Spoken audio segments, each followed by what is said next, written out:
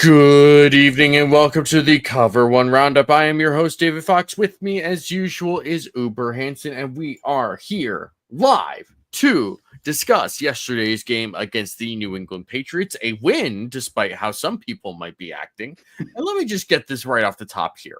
I understand that there is some frustration here. I understand there is some annoyance or irksomeness to how people are feeling after that game. I share with some of that. I understand a lot of that. Please don't make me be the Grinch tonight. It's Christmas week. We are 2 days away from Christmas, and if you couldn't tell by Uber's very festive, for the visual watchers of this show, very festive hat. Don't make me be the Grinch tonight. Which is not to say don't get your actual thoughts in. You don't need to censor yourself. That's not what I'm saying. Just like, let's just keep things civil here. Let's keep things civil. On another note, this may be a slightly shorter show. Actually, it will certainly be a shorter show than usual because we have certain holiday obligations to take care of. That all being said, right off the top, Uber, how are you? Yeah, I mean, gross game, which we'll get into it being gross. But I tweet 2 words before every game, and I hope I tweet 2 words after every game. Before every game, I tweet just win, and afterwards, I hope I get to tweet did win. And lo and behold, I got to send both those tweets yesterday. So as gross as it was, the Bills still found a way to win, which against a bad Patriots team, I really don't give a damn. Like I can have literal criticisms of things I saw, but at the same time realizing that the Bills are 12-3 right now, while the Patriots are 3-12, it feels pretty good. And the Bills are in a good spot. They have a lot ahead of them, and there's a lot of cool pathways for them to get to a point into the playoffs where they're ready to roll and make some noise deep into the postseason. It's funny because we talked about this Patriots team beforehand, obviously just looking at the schedule and looking at the AFC East, and we both felt like, well, it would be better to have the Patriots early in the season, right? Like before the schedule actually came out, it was potentially like either the Cardinals or the Patriots in week 1. It was like, yeah, I hope it's the Patriots because there's a potential for the Patriots later down the season to maybe kind of figure some stuff out and get things together. Obviously, that's not what happened with the Patriots. The Patriots are a terrible team. They've been awful for most of the season. One of their 3 wins came in week 1, so it's tough to look at that. But then again, you look at before the season, and if we had said, "Oh, this game ended 24-21," we've been like, I could see that happening. But that's also a perception thing before games are actually played, and that doesn't really matter at this point. So it's a frustrating game. It's a frustrating game for a lot of reasons, but I feel like some people's frustration, in fact, I would say many people's frustration is directed towards the wrong way, and we'll get into that. Before we do all of that, though, we have some business to take care of course. And that is talking about our greatest asset here, which at Cover One is Cover One Pass. And hold on, it's this way. Yes. I had to think about it, but I got it right the first time. Gotta shift the chair. Okay, so Cover One Pass is the most direct and best way to support us here at Cover One. There are many people here in this chat, in this viewing, who are Cover One Pass subscribers, and we are very grateful to all of you. You get access to exclusive content, you get in-depth analysis, you get analytics, you get scouting reports, you get scheme, you get all sorts of great, wonderful things that you're used to getting with just regular Cover One content, except this is just more, and it's better, and it's more direct, and it's exclusive. Who doesn't love that, right? And for only $60 a year, you get access to that. You get access to the Discord community where you get to talk about all things related to the Buffalo Bills, football, and other things in life, whether it's other sports, other food, whether it's music, TV, politics, whatever you want to talk about, you can talk about it with the Cover One community. A lot of great people in there, and it is a wonderful time to be a part of that. It is the best $60 a year that you will spend on football all season, and that's just the long and short of it. And it, especially coming Christmas time, It's a nice way to, if you want to gift someone, if you want to gift a Bills fan in your life with something, give them a cover1.net cover one pass club access. I totally drew that out far longer than it needed to be, but that's okay. Sign up today at cover1.net. $60 a year. It is totally worth it. All right. That was super smart by me. Good job, Yeah. for That'd be a good present, honestly. making that a Christmas promo. Good job. We'll get to some comments now. Jared K says, I just found out I gotta pick my wife up at 12:30 p.m. on Sunday, and it's an hour ride home. I'm gonna miss some game time. Listen, they could have swapped the 4:25 game this week with the Jets next week. I mean, the NFL loves New York-based teams. Why didn't they switch this up? Beyond me. Keon's Jacket Jockey says, Bills win, done. Exactly. We're on to the Jets now. James LeClaire says, Aaron bringing the ayahuasca and some holiday giving of the football. Happy Festivus. It is Festivus. Today is Festivus. Oh, man. Maybe we should air some grievances. Should we do that? We might do that at the end of the show. If we have. Roy Collins says Patriots could be a problem in a year or two. Make Drake May actually look competent. Speaking of which, of Seinfeld references, hate the Drake. I mean, my gosh, this is exactly what I was worried about. So let's start with this. Drake May, on average, right? Just looking at the box score, if you want to do that, wasn't like an incredible day from him, but I mean, there's not a ton of guys that, especially when I looked back at this game earlier today, there were some plays that Drake May made that were just super impressive, especially considering that he's a rookie, because the Bills were getting pressure early on. They really were. And whether it was with blitzes or just sending four, they were really doing against the passing game, from the defensive line perspective, at least, what they should have been doing. It's just that the Patriots knew what was in front of them, and they said, all right, you don't have Damar Hamlin, you don't have Taylor Rapp, you don't have Rasul Douglas, and you're playing Bale Inspector right now over Dorian Williams because you don't want to overexpose Dorian Williams while he's probably playing through some sort of injury of some sort. Mm-hmm.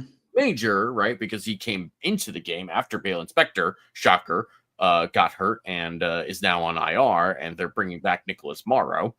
But it was just one of those things where it was like the Patriots knew exactly where to go, and that's exactly what they did. They went after Cole Bishop early. They went after Kyer Elam. They went after Bale Inspector a lot. And, it's frustrating and it's tough, and it was annoying in the moment for sure. But for the most part, like a lot of people were blaming the defensive line specifically. And I was like, at the time, I was kind of like, I agree. But looking back, especially in that first drive, really the first two drives, their touchdown drives, I was like, I don't know if I'd call the defensive line the problem with this. The scramble that Drake May had on third down on one of those drives was more on the defensive line than anyone else. But still, for only one of those third down conversions to really be based on that, I was less upset about the defensive line in this game than I thought I was initially. Yeah, I mean, the defensive line, there was a lot of good things I think they did. I keyed on Von Miller a couple times and saw him get really, really close to May on multiple occasions. The one concern I do have from a defensive end perspective, they get so far upfield on so many plays, and that's why the one play, Von Miller, the thing that gets me is, at least when I was playing football, and obviously this was at a significantly lower level than the NFL, but you were taught if it's too easy to get to the quarterback, there's a reason for it. And it's because they're throwing a screen at you. And Von knew it too. He knew he was getting there way too easy. And it's like, you can see him. He almost thinks to himself like, oh, this is going to be screen, but I can get there first. And the second that he made that decision, Drake May hits the screen pass. And I think it picked up a first down. But as for Drake May, like, look, I was on a Patriots podcast on Friday, I think, and the one thing I said, the one thing I said about that was like Drake May has a little bit of Josh Allen in him from a rookie season perspective. You see the same flow of Drake May's game. There's flashes through the air where you're like, whoa, this is exciting. And he has the ability to extend drives on the ground. I don't think that Drake May is going to turn into Josh Allen because that's an absurd thing to say. Allen is in the conversation or will be in the conversation at the end of his career of one of the most talented quarterbacks we've ever seen. So to believe that Drake May will catch Josh Allen is absurd. That being said, he's going to be annoying. He's going to be a problem, and I don't like that he's in the AFC East. And I'm at a point now where going into next season, look, I'm not concerned about the Dolphins. I'm not concerned about the Jets. I am a little bit concerned about the Patriots because, again, I think they'll be annoying. I think they have a shot to take a game because they almost took this one at points.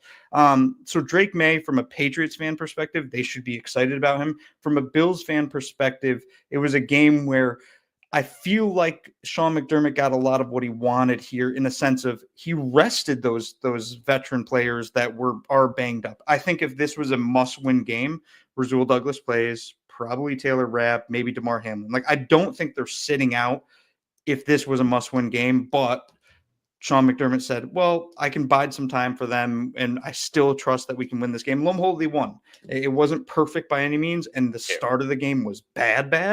But at the end of the day, they pulled out the W. So 12-3, that's what matters more than anything else right now. Yeah, and it's just sort of thinking about like the future of the AFC East, right? I mean, the Dolphins are in such a weird place because the roster is very oddly constructed and they don't have a ton of wiggle room to work with. It's not like they have a ton of cap space or anything like that.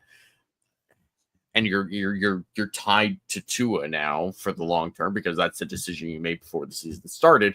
It's just they're in an odd place, and I think we've seen what this team is under Mike McDaniel and with Tua, where it's like the Bills can beat this team even on the Dolphins' best day, right? So, and with the Jets, I mean, the Jets did so much to try and win this year, and they have 4 wins this year.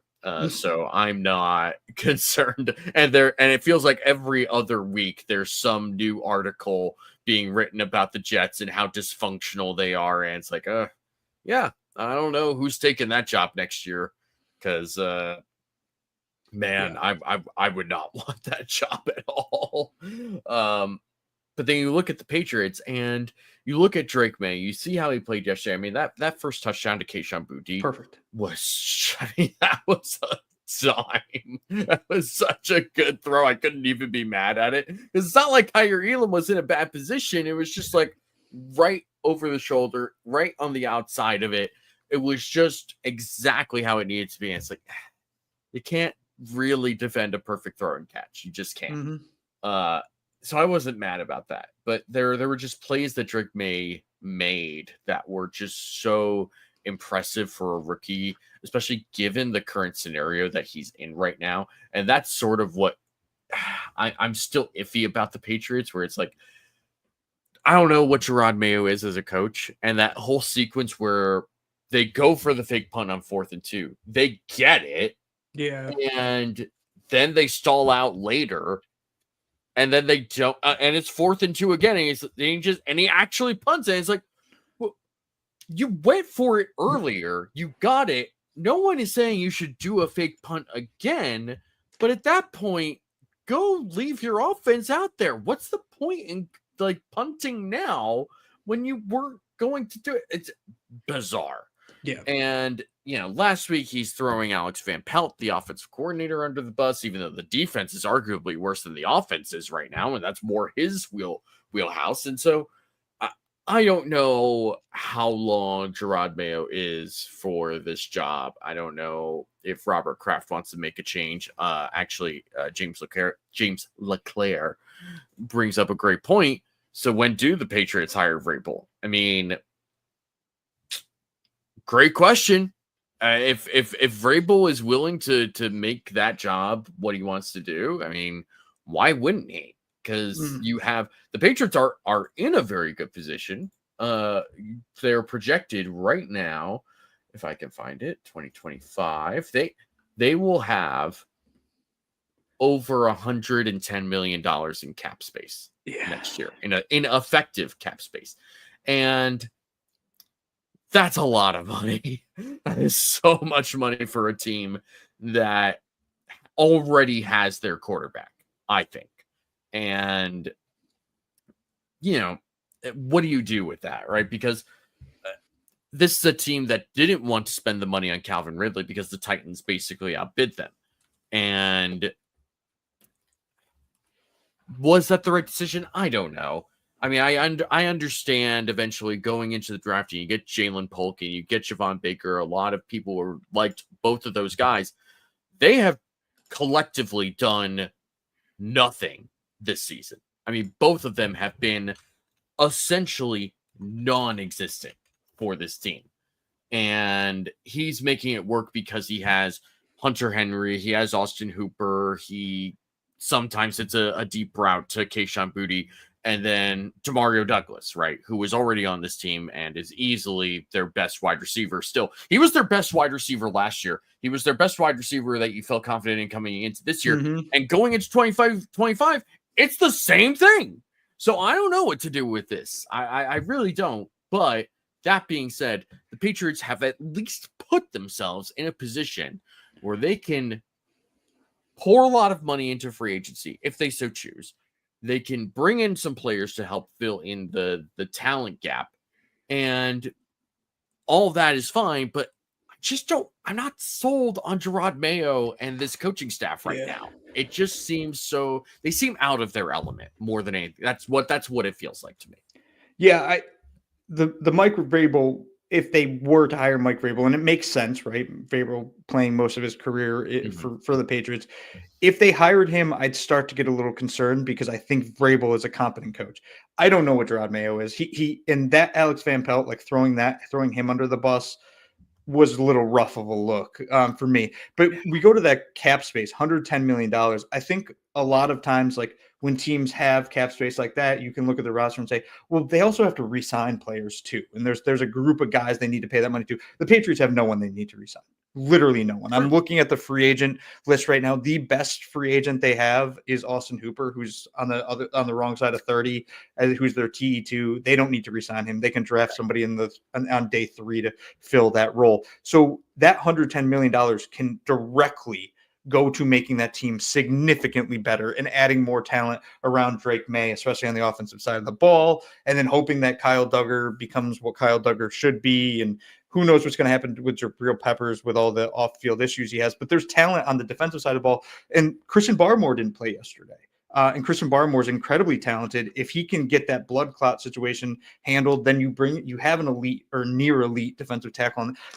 All this is to be said, like there is a path to them to be really good next year. I tweeted this out, I think 3 or 4 weeks ago. I said, you just wait till this offseason. There's going to be a lot of people that'll pick the Patriots to win the AFC East because for some reason the Bills inevitably, quote unquote, have to regress. I don't know why that's a thing. The Patriots will not win the AFC East next year. The Bills are the class of the East, will continue to be as long as number 17 is behind center. The one thing I'll say as like a word of caution, I guess, for Patriots fans and a word of maybe optimism for Bills fans is heading into this year, CJ Stroud was a dark horse to win MVP. True. People were like, what? He was so good as a rookie. He was awesome as a rookie. He's only going to get better. CJ Stroud's gotten worse this year, and he doesn't look great right now. And he had talent around him earlier in the year. Injuries have obviously reduced that, but he still has a good amount of talent on the offensive side of the ball. And you look at him and he's struggling mightily. So what we're seeing with Drake May right now, like improvement is not linear. It's not parabolic. It's almost random in some cases. So Drake May has a lot to do to improve. He must improve. And if he doesn't, none of this really matters right now. So I'm interested to see what Drake May is like in 2025. But right now, the future is bright for the Patriots. And as Bills fans, we have to admit that because I think a lot of us had the same feelings with Josh Allen that Patriots fans have right now with Drake May. Yeah. And again, like seeing Drake May play yesterday made me feel like, okay, this is a guy. Like this is basically the guy that I felt good about coming out of North Carolina. This is a guy that I felt like was competing with Caleb Williams for that first overall pick, at least going into that college football season. Obviously, Caleb Williams ends up going first overall, and then you have Jaden Daniels going on his Heisman campaign, blah, blah, blah. All that's fine. Drake May ends up being the 3rd overall pick. So be it. Right.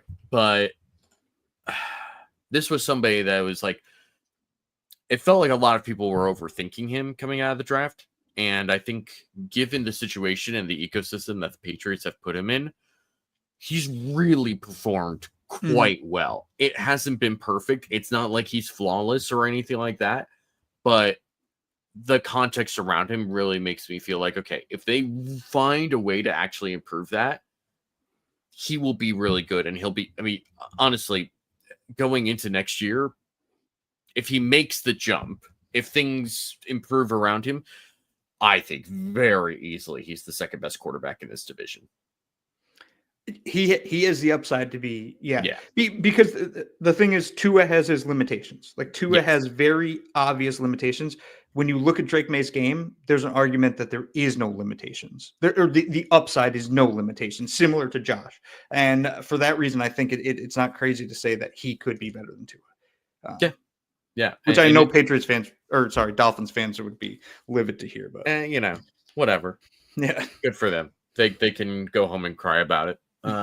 So but again, a lot of that just depends on how the Patriots end up handling this. And if they decide that they're just going to try again next year with Gerard Mayo and Alex Van Pelt and company, it's going to be, I don't know. I'm not confident in that. Yeah. But all that's to say, that's enough Patriots talk. Let's talk about the actual game and what happened during this game. So let's start with the defense, because this seems to be where most people's ire has been drawn to. The Patriots played okay on offense on the whole throughout that entire game. The first 2 drives took up a lot of time, like a lot of time. And a lot of people were thinking or feeling like this was the results of the defensive line. The defensive line played pretty well. If you go back and watch that game, now that the Bills have won and you're not so stressed out, if you go back and watch that game, you'll see the defensive line beating blocks, especially in the pass. They were getting pressure. The problem was and we said this at the top of the show, right? The Patriots had a plan to just attack every backup that they could on the Bills defense. And they did, and they were very successful. After halftime, as the Bills often do, they adjusted, they made switches, they made changes.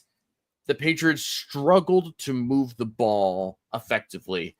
And outside of having 9 opportunities to do so in the red zone, they failed to score a touchdown. And the Cam Lewis interception was a great bounce back play, because he was the one responsible for that second touchdown, because the Patriots on 1st and goal had a holding penalty that put them back beyond the 10-yard line on a goal to go situation. And Stevenson breaks through the line initially, and it's like, okay, well, he's going to be tackled somewhere around the 5 or something like that, or before then. And then Cam Lewis comes and makes a hit and doesn't wrap up and doesn't tackle because he's 5'9" and 180 pounds soaking wet. And Stevenson just rolls right through him and gets a touchdown. And some people might not like to think about it, but Damar Hamlin probably makes that tackle. Right. Like, who said it? Who said it here? Someone said it. Roy Collins. I can't believe that during the game I thought we need Hamlin back in there. Listen, the saying that, like, well, can it be worse than this? First of all, yes, it can. If you think that, well, it can't possibly be any worse than this, yes, it can, because you can go from a Damar Hamlin to a Cam Lewis, and God bless Cam Lewis. There's a lot of things that he does well. Like, I think just intelligence-wise, he's in his position the majority of the time. He's just not athletically gifted, especially size-wise. And now, that being said, I talked to you about this before the show started, about Kenny Pickett and having to be forced to watch him lose that game for the Eagles yesterday. And I thought, look, can it get worse than Kenny Pickett? Probably. That being said, I think I need to see it to believe it in this particular case, but that's neither here nor there. Yeah, that was brutal. Hamlin at least makes that tackle, right? I Yeah. don't know how much more Hamlin contributes there, but I think the defensive injuries really played such a big role in how this game played out from that perspective, from that side of the ball, because when the defensive line is getting pressure, like they were getting pressure, but they weren't getting sacks because the coverage wasn't there. And if the coverage is there for even half a second longer, half a second to a second longer, I think this game does not. First of all, I don't think they score on both of those touchdown drives. I think they maybe one of those touchdown drives they get, maybe. But I think if they were healthy, they would have largely dominated this game in a much, much more convincing manner defensively.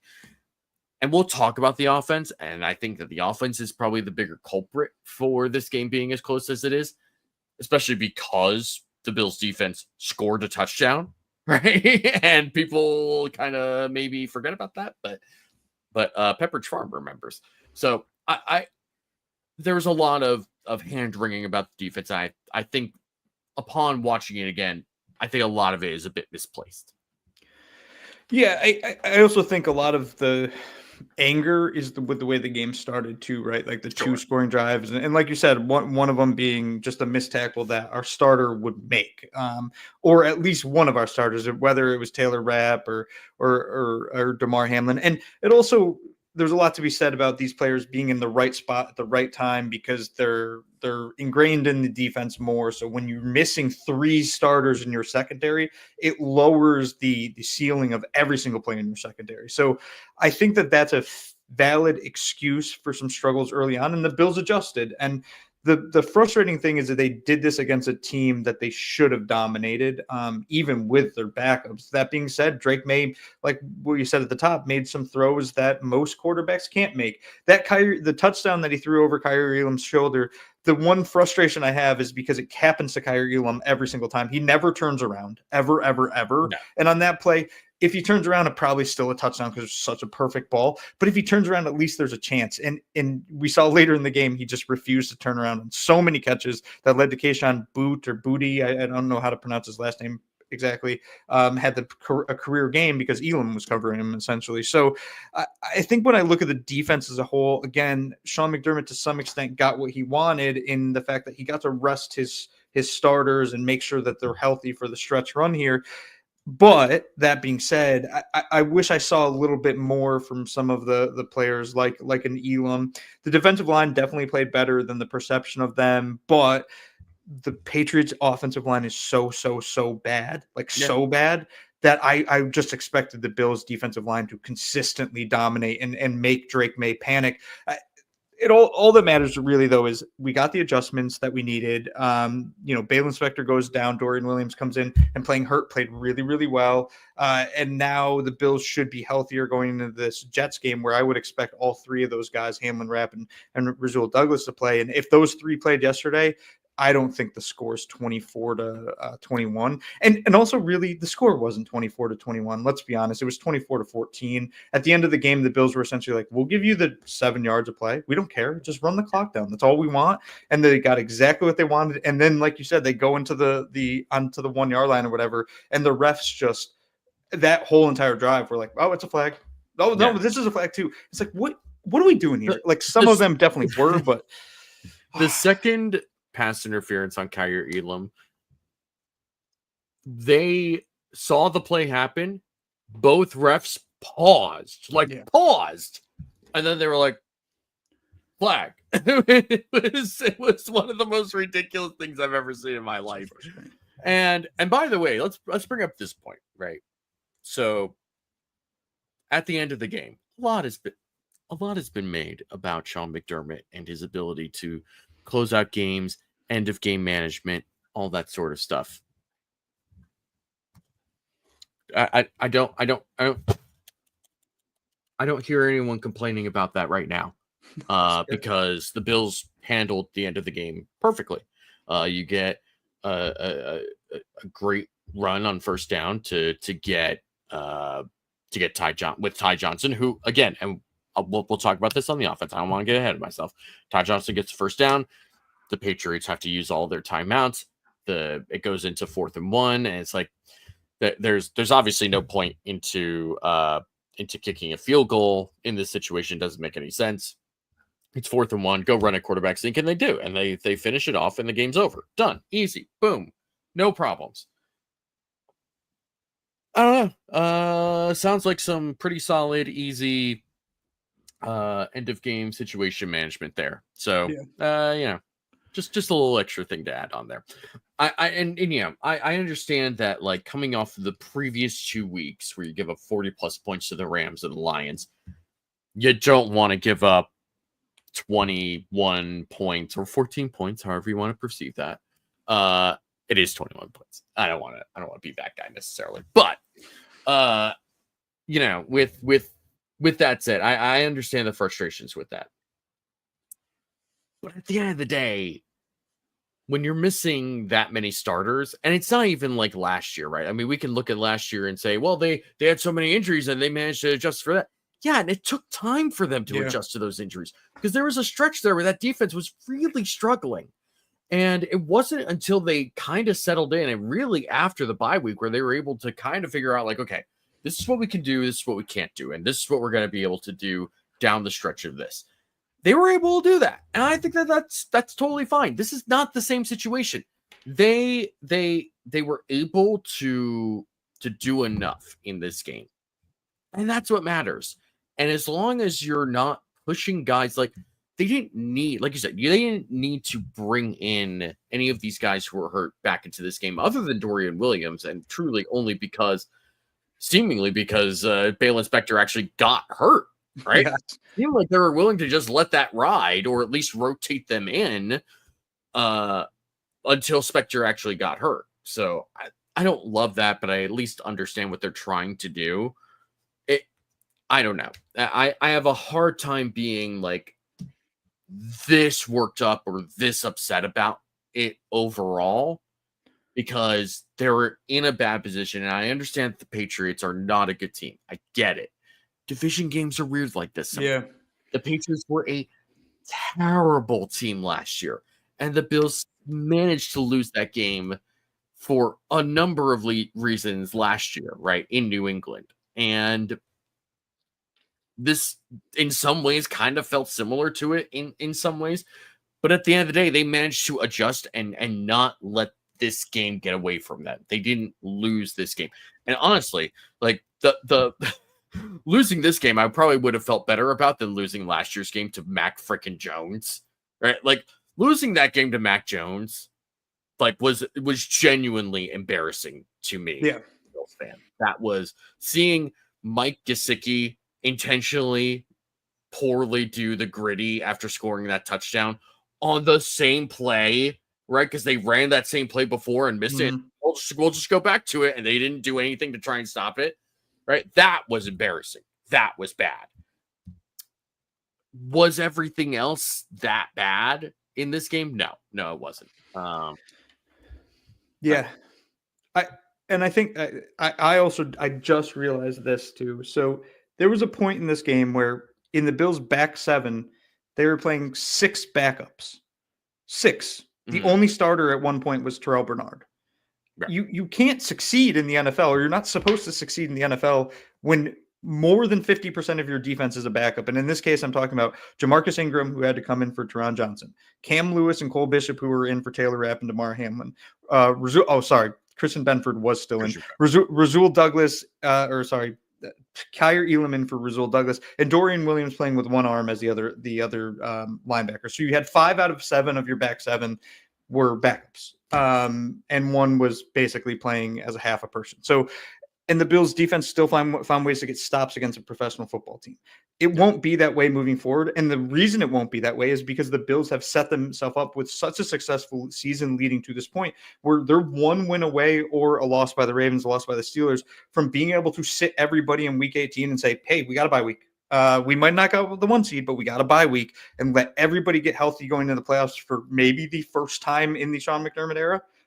So that's an exciting thing, and the Bills have earned that, and they earned this win, though again, not in a pretty fashion, and it's a win nonetheless. Yeah.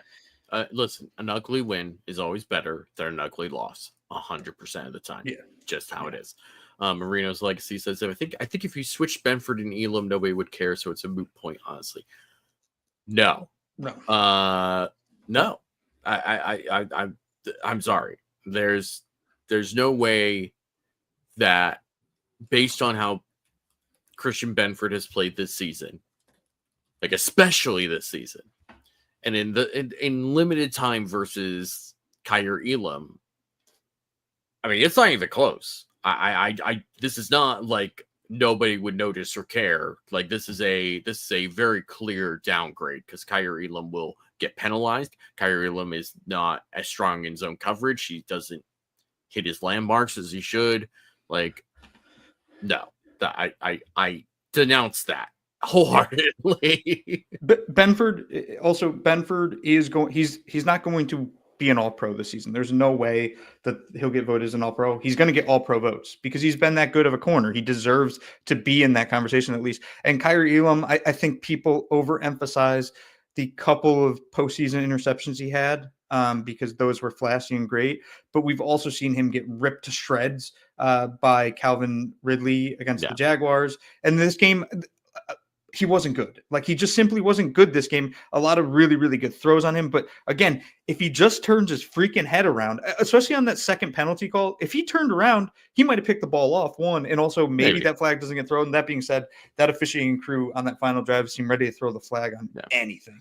This is an important clarification because it does change. If Benford was drafted in round one. True. 100%. Yes, okay. Yeah, we're agreed with you on that. Yes. Shout out to Keon Shakajaki, 1999 super chat. Merry Christmas, guys. Merry Christmas to all, and to all a good night. That's it for us. No, I'm kidding. No, this is very, very grateful. Thank you. Yes. Thank you for doing that. Very appreciative. Yeah, it's just I just want this defense to be healthy. That's what I want for Christmas. You know, I just need this defense to be healthy. I need this whole team to be as healthy as possible going into the playoffs. If they're not going to have the 1 seed, so be it. It sucks. I don't like it, but it is what it is, right? So you get the 2 seed and you play against the Chargers, maybe the Broncos, maybe one of those teams in all likelihood. I'm okay with that. The Bengals, maybe. We're not entertaining that idea. That's not going to happen. Like, I understand that that's still technically a possibility, but that's just not going to happen. You know, if the Bills end up playing the Chargers, I would be totally fine with that. In Buffalo, right? Like that's the thing. And like, you know, Jim Harbaugh will give the Bills everything he's got, and I get that, but like the Chargers are not. They just don't. There's just such a talent gap between them and the Bills. The Broncos, they have a good offensive line. They have a good running back stable. They have some good receivers. Sean McDermott and Bobby Babbage versus a rookie quarterback who is, you know, I don't want to say limited because I don't think that's the right word, but just somebody who needs a lot of help, right? Yeah. I'm okay with that matchup as well. Even though the Broncos defense is very, very good, I think that I'd be okay with that. It's just, I just want this team to be healthy because I just can't stop thinking about the fact that last year's Kansas City game, Travis Kelce was wide ass open because they had to play AJ Klein, who came off the couch instead of Terrell Bernard. And Rasul Douglas was clearly not healthy enough to be in that game, even though he was. I just want a reasonable, healthy team to be playing playoff games this year. And Christian Benford didn't play. Right. They have the path to be healthy. They have to win on Sunday. Like that. I also tweeted out winning. My camera just randomly goes off. Winning this game is the biggest game of the season for them. I truly, honestly believe that. I don't mean that as hyperbole. Like if they win the game against the Jets on Sunday, they get a bye week. Like this is a win, get a bye week because they get to sit people in week 18. If they lose this game, oh man, like things are going to change real quick because suddenly it becomes, well, what do we do in week 18? Like if we don't win that game and say the Steelers and or the Ravens win their respective game, then suddenly we're talking about being the 3 seed, which is a whole different scenario. Yeah. So beating the Jets gets you a bye week. They're not getting the 1 seed. Like the 1 seed's out. They need to ignore that. Bills fans need to ignore that. It's all about the 2 seed now. Yeah. And that's fine.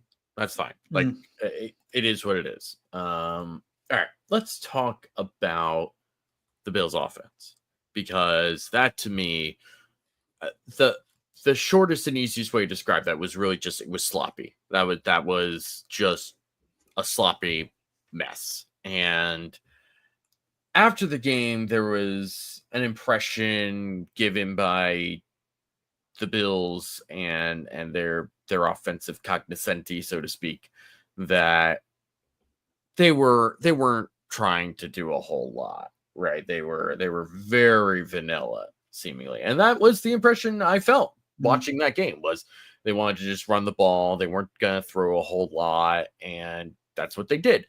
And it is, on the one hand, very frustrating offensive performance, right? Because they got weirdly lucky with fumbles yesterday, recovering the first one that Dorian Williams forced, that ends up getting overturned by expedited replay or whatever it is. Then you have the backwards lateral by Drake May, and that gets recovered for a touchdown. Cool.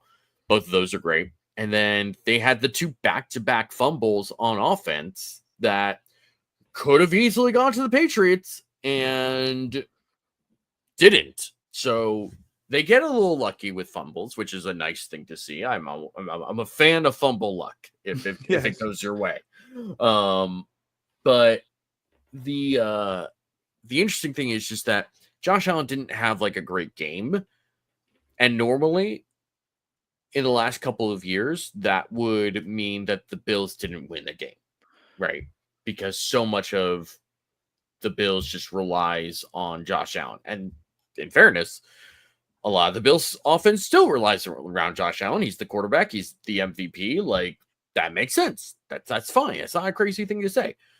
But to have a different element, because you've spent the last 2 years shifting your identity and making investments on the offensive line and making investments in the running back room, you now have the ability to take a not great performance from Josh Allen and still find a way to win a game offensively. And that was through James Cook, who was fantastic yesterday. I mean, it's still funny to me that James Cook, who scored 4 touchdowns through 2 seasons in his first 2 seasons, now has like 13 touchdowns, 14 touchdowns or whatever. It just very funny to me that James Cook has just drastically changed his touchdown outlook while still maintaining his yards. I mean, he will finish the season as a 1,000-yard rusher again, I would think, and he'll have a lot of touchdowns. Like just another great Brandon Beane pick. And honestly, this running back room, fantastic. I mean, is this the best running back room that the Bills have had? Like, yes, maybe. I mean, probably in the last like 25 years, right? I mean, this is such an incredible collection of players. Like, technically, you could go to like 2010 and be like, well, they had Fred Jackson and Marshawn Lynch and CJ Spiller, and it's like, I was just looking up that, but did they really? They had a disinterested and like kind of overweight on Marshawn Lynch in 2010, and CJ Spiller was a rookie and not very good that year. So that's not really what that's about. This running back room, as it is right now, is so well constructed, and they complement each other so well, where James Cook has 100 yards. Ray Davis grinds out some really tough runs in the middle of the game. And then at the end of the game, when you need to ice the game, they chose to put the ball in their third running back's hand. They put the ball in Ty Johnson's hands and said, go win the game, go ice this game. And they did. They did, because that's the sort of thing that he can do. That's the thing this running back group can do. And that was a great thing that Sean McDermott talked about yesterday after the game, was just that, that these guys just they compete with each other. When they come off the field, they give me a very hard high five because they want to go back out there and get more yards. And it's just great. It's a great room. It's been well managed by Kelly Skipper, the running backs coach, who, like Rob Boris, is one of these guys that was a part of the original group of coaches that McDermott brought into Buffalo, and is one of the only coaches that has stayed on this coaching roster since then. And I don't think that's by accident. Like, this is a good running back coach who knows how to rotate his guys in and out. It's just really impressive, and it's very, very cool to see. Yeah, I mean, the running game was the best part of the Bills' offense yesterday, and James Cook, obviously, the primary reason for that. I still do find it wild at the end of the game that it was Ty Johnson one, and then they were doing those toss plays every single play. I was like, why are we doing the toss? Why are we, like, we can just hand it off. We don't need to risk this. And lo and behold, it worked, and it got the Bills into a winning situation. I also think you brought up the thing that, like, Josh Allen had said, is like, we're not trying to show a lot right now. Mm-hmm. I think they were very specific in what they did show. That toss, for instance, over and over and over again, that's setting up the boot by Josh. So if you're watching this on tape and you see Ty Johnson and you see they go in the toss motion, now the Bills have the ability to fake that and boot out to the right with Josh, which in theory defenses should still be guarding against. The other one that was a big one to me was when they had Josh and James Cook back in shotgun, and then Josh rotated to the right and James Cook took the direct snap, faked the handoff to Josh and ran it. That's setting up something. They specifically did that, I do believe, for something to happen in the postseason, where they could leverage that same thing and they could say, oh, we saw this on film, we know it's going to happen, and you add a little wrinkle to it. So from that perspective, I think the Bills kind of got what they needed. The offense as a whole, though, wasn't really cohesive and wasn't complementary, and it was ugly at times. The one thing, and I'm going to criticize a player that has been incredible this season, so it's not me saying he's bad or not good, but Khalil Shakir had a bad game. Like, he simply had a bad game, and it was weird. Like, the one deep ball that Josh threw perfectly, and Shakir just tracked it oddly, and then the ball went through his hands in a really weird way. Coming into this game, Khalil Shakir had been targeted, I have the number right here, 88 times, and he had caught 71 of the passes. So he had missed only 17 of the targets all season. That's a catch rate of 81%. In this game, he was targeted 6 times. He caught the ball 2 times. So he missed 4 of his targets.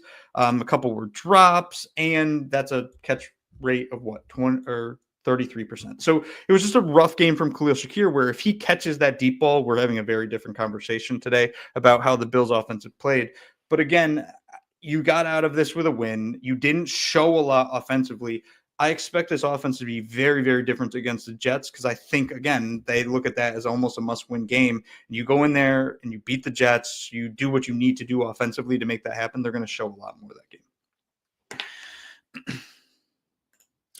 Yeah. And it was a tough game from just the Bills' offense as a whole, especially the passing game. It wasn't great. Yeah. It just wasn't. And so be it. If you get one of these games every once in a while, I'd rather it be against the Patriots, against a team that you can beat right now, than in the playoffs. And especially when you get the sense after the game that they were intentionally limiting themselves, right, on what they wanted to do offensively, I'm less annoyed, right? I'm less irritated. It's frustrating, but I get what they're doing, right? Mm.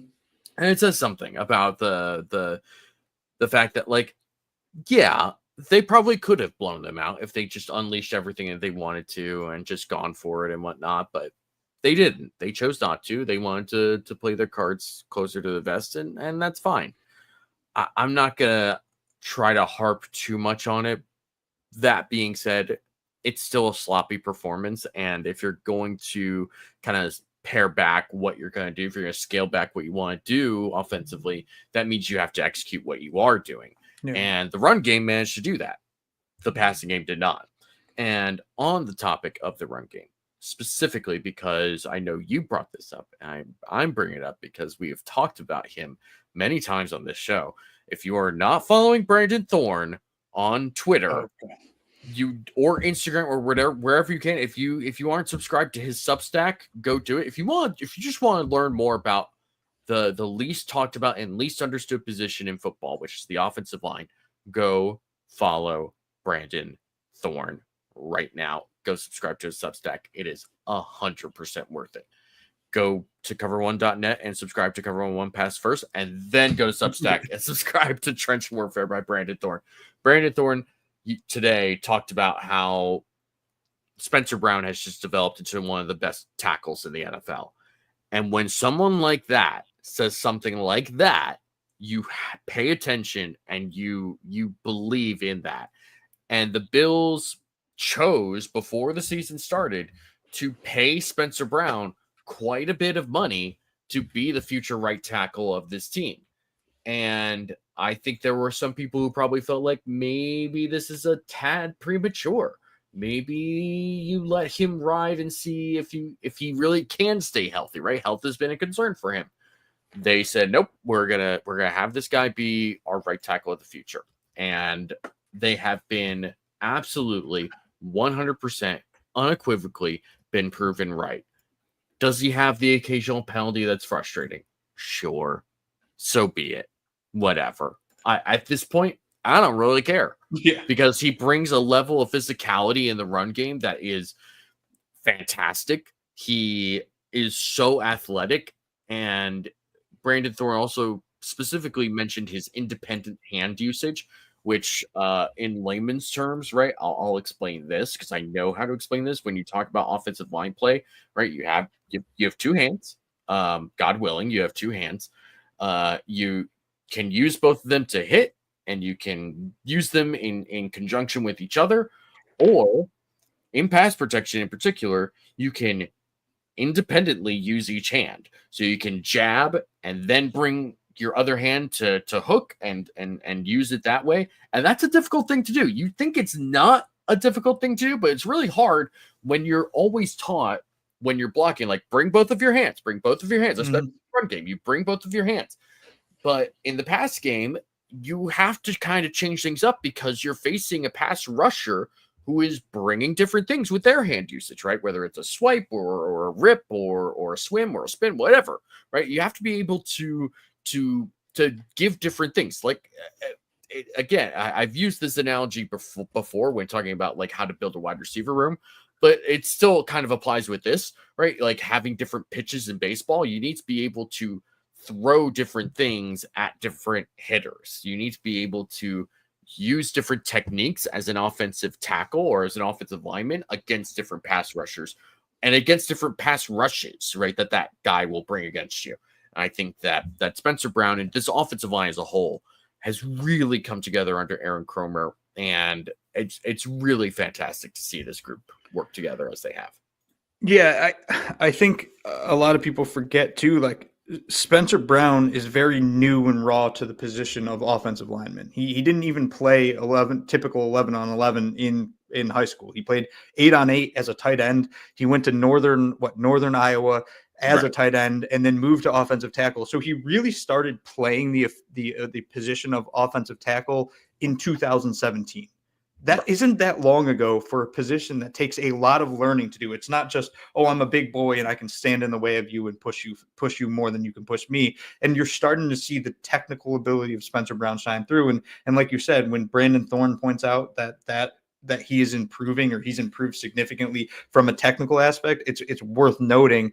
And I do love how Brandon Beane has set up all of this for the Bills in the future, where Spencer Brown's now under contract through 2028 and Deion Dawkins is under contract through 2027. So the Bills have bookend this offensive line with two players that seemingly are getting better every single year and are both near the top of their respective position and respective side of the ball. That's a really good thing for Josh Allen and company. And not to mention the Bills' entire offensive line is under contract going into next year. The only two players that are not are exclusive rights free agents that they can basically re-sign for vet minimum. So Brandon Beane's done a phenomenal job building an offensive line that's among the best in the league. it's fantastic, and it's another testament to Aaron Kromer, right? This Yes. offensive line coach that they brought in 2020. Was it 2022? Was it that long ago they brought him in? Yeah, because it was after Daboll left, and it was he came in with Ken Dorsey. Yeah. Yeah, 2022. Yeah, that's it's just what he's done with this team, with what he's done with this unit, and grown these guys. It's so impressive. It's exactly what we saw the last time he was here during the Rex Ryan era, with guys like Eric Wood and Richie Incognito and Corey Glenn, right? Like those were some good players, and he's taken this unit and he's turned them into good players, and it's exactly what they need to do. All right. Any other thoughts about the offense as a whole? No, I mean, sloppy. Was it, like I said at the start, was a gross game, but it is what it is. I will throw out there, and I know this is an offense, but Tyler Bass had a good game, and it's not that easy in those cold conditions to kick a football. He played pretty damn well, so at least there's some positive there that Tyler Bass had a good game. Yeah. What was the kick he made? How long was that? I think it was 50. I think it was 50. I can't remember if that was 50 or not. But yeah, that makes sense. He's the weirdest kicker in the NFL. I understand people got like all frustrated about like him missing the chip shot last week in Detroit. I don't like it either. That was like his first bad miss in a long time. So be it. He went back and made another long kick in that game. He made a 50-yarder in this game. Whatever. I am reasonably, not super, not like totally, but reasonably confident in Tyler Bass right now. So, and that's better than how I felt coming into this season. So I'll take that. One last point that Roy Collins brings up. The one coach that shouldn't return next season is Matthew Smiley. Gone out. Leave him. He's got to go. We said this last year, and we kind of didn't address it because they never made like any sort of official announcement when like the coaching staff got put together. Like, but he should have been gone last year, and this year has proven that again. Like I wrote this in my recap yesterday, just that like however this season goes, like literally whatever happens during this season, even if they win the Super Bowl, you can't bring this guy back. It's just it's like it feels like every week there's just something. There's just something that happens, and it didn't happen last week. I mean, obviously, I've just brought up the missed field goal, but I'm not putting that specifically on Matthew Smiley. Last week, they were good on special teams against Detroit. That really had more to do with the fact that Detroit has so many injuries on defense, and so the depth chart has to go from like, okay, you're bringing up a bunch of guys that normally play special teams, which means another group of guys that aren't used to playing in the NFL, period, are now playing special teams. So kudos, you took advantage of that. Great job. But like, I'm not confident about this. Like I said, like we've talked about before, like Brandon Codrington has brought a good amount of juice to the return unit, right? Which has been good. Tyler Bass has kind of refound himself to a point, which is nice, but the coverage units in particular just have not been good this year, and it drives me crazy. Yeah, he needs to go. And the way McDermott's talked about special teams the past few weeks is starting to imply to me that he's getting a little fed up with this nonsense on special teams as well. So wouldn't be stunned. And I, to a point, expect that come the end of the season, the first I guess thing to get moved is Matthew Smiley. It is what it is right now, and the Bills are. And that all being said, I'm not like pushing to fire Matthew Smiley during the rest of the season, because that would create even more problems. But it's just frustrating, and I wish it weren't happening right now. But it is what it is, and they're just gonna have to live with it right now. And hopefully it doesn't cost them anything major this season. So I'm sure I won't be revisiting that clip in the near future. All right. Any last thoughts before we get out of here? No, I think my main thing, again, I think I've said it a couple times on this show, is just beat the Jets. Just please beat the Jets, because then I don't really care what the Chiefs do. Like, I truly believe the Chiefs will win a minimum of one of their last two, probably both of their last two. So just believe that they'll win one. You have to win one to get the 2 seed. Do that, and let's go into the playoffs healthy and go on a run. Because this team can. This team has the talent, when healthy, to make a big push this postseason. 100%. I'm in agreement. I am all for that, folks. Thank you for joining us tonight. I understand the show is shorter than normal, but that is due to some Christmas things that we are going to have to take care of. So I hope that all of you have a wonderful week this week. I hope you all have a very Merry Christmas or whatever holiday you are celebrating this season. Very grateful for all of you. Very thankful for all of you for joining us tonight and for joining us this season. It's just been a wonderful time being able to spend with all of you during the season. This little hour, 2-hour time period that we get to spend every week with y'all. It's been great. I am looking forward to seeing family this season and to spending time in a place that isn't Florida, so I can actually feel like it's Christmas. I'm very grateful for all of you. I hope all of you have a wonderful week this week. Merry Christmas and a Happy New Year. Uber, where can the people find you? You can find me on Twitter at UberHansen, tweeting out a lot of things that piss off a lot of people. I'll be dropping Rooting Interest Christmas morning this week, telling you who to root for in every game, even though it's quite obvious at this point in time. And then on Friday, I'll be dropping a preview of this Jets-Bills game that the Bills, they have to win this game. That's the goal of that write-up, to say they have to win this game. You can find me at DFAUXY. DFAUXY. Did I say that right the first time? It's hard. Who knows? Who cares? I said it right the second time. You can find me at DFAUXY or at DFoxy on Twitter. And you can also find me on Buffalo Bills on SI. I was going to say something that I shouldn't have said. I'm glad I didn't say it. Yeah. So good job for me. That was good. Good job. Folks, thank you all for joining us tonight. We will see you all next week, hopefully after yet another Bills win against the Jets. Thank you all for joining us tonight, though. Bye-bye.